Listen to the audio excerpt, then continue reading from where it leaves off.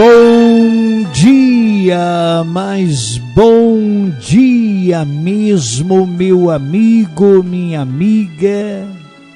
O Senhor nosso Deus e nosso Pai te abençoe poderosamente, em o nome do Senhor Jesus, no dia de hoje.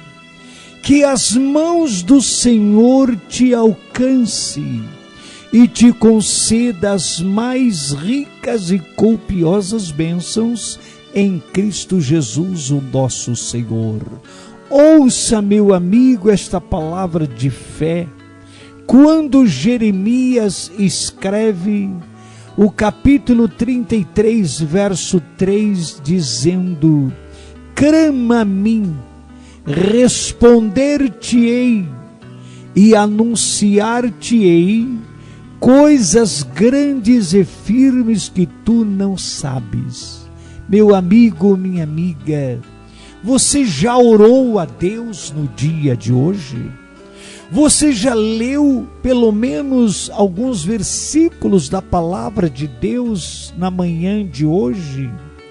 Olha, eu quero dizer a você, meu amigo, minha amiga, não sai da sua casa para o seu trabalho antes de primeiro se colocar perante o Senhor e ler um texto da Bíblia Sagrada, fazer uma oração a Deus, pedir ao Senhor que te guarde, que livre você de todas as obras do mal, de todos os laços do passarinheiro e das pestes perniciosas.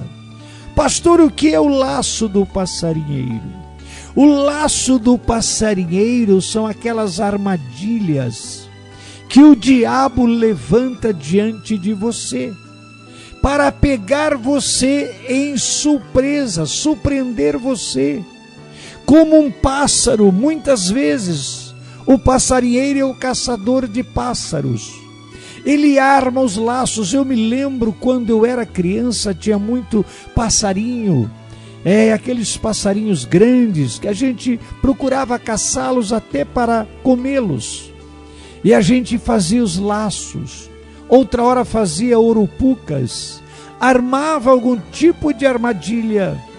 E aqueles que faziam cevas, colocava milho, colocava arroz, colocava quirera, para cevar os passarinhos.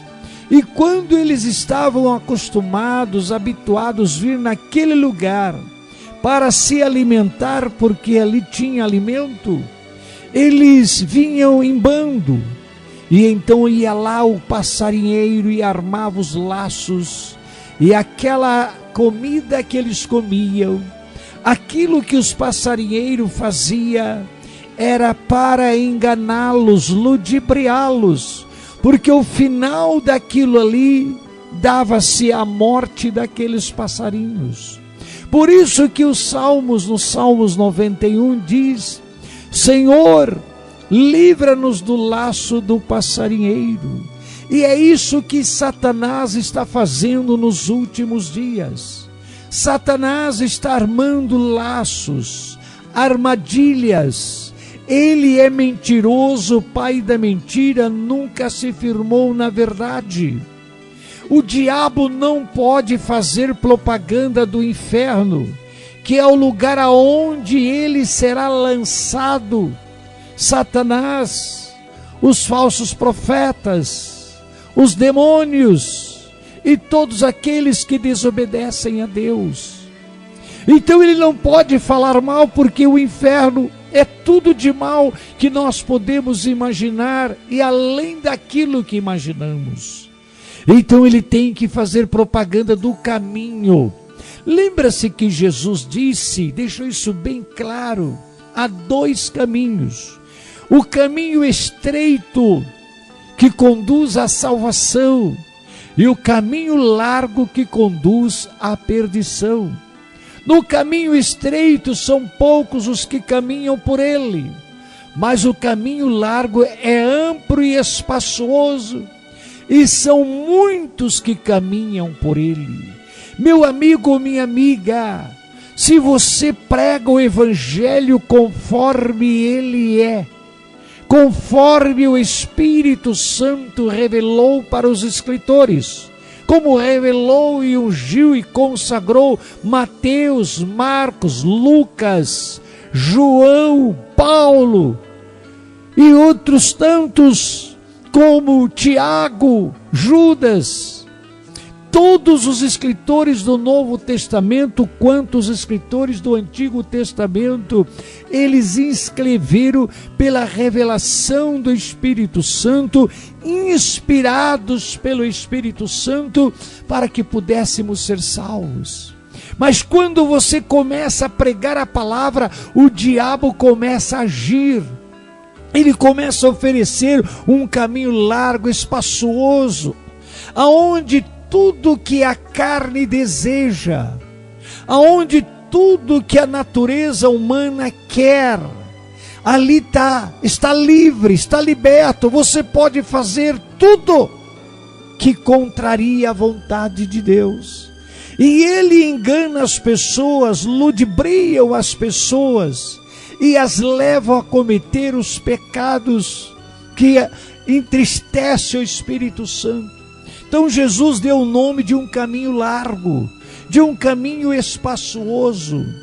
Mas agora Satanás está usando uma outra estratégia que não usou lá atrás. Lá nos dias de Jesus, nos dias dos apóstolos, no princípio, ele matava, ele prendia, ele espancava, para impedir o crescimento do Evangelho de Cristo. Mas aqueles efeitos negativos que ele usava vinha causando mais problema para ele do que para a igreja, porque quanto mais ele perseguia os cristãos, mais a igreja crescia no poder e na unção do Espírito Santo. Mas nos últimos tempos a Bíblia diz que ele ia mudar de estratégia. Exatamente foi o que aconteceu. Ele mudou de estratégia hoje. Hoje Satanás não tem problema nenhum com você que vai na igreja, com você que diz que é cristão.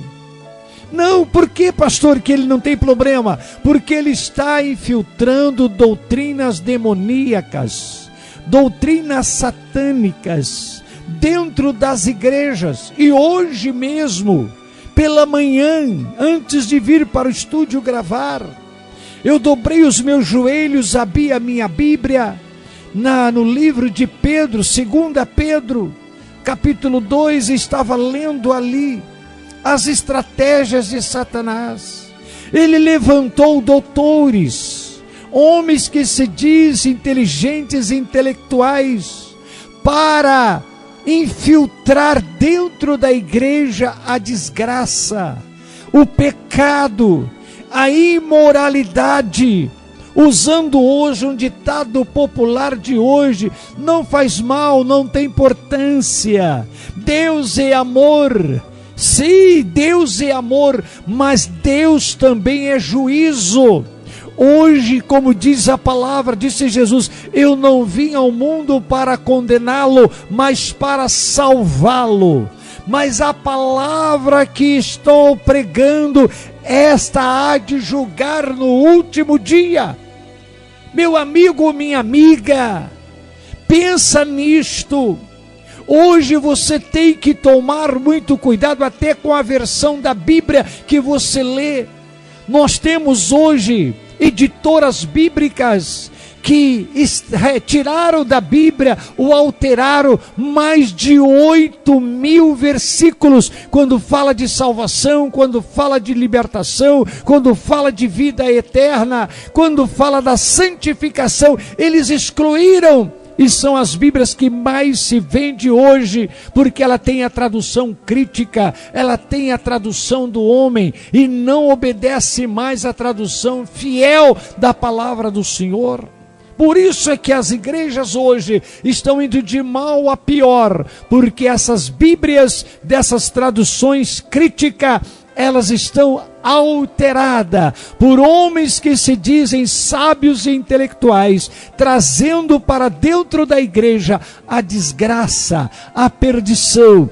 Mas Jesus já começou a chacoalhar a figueira. Preste atenção.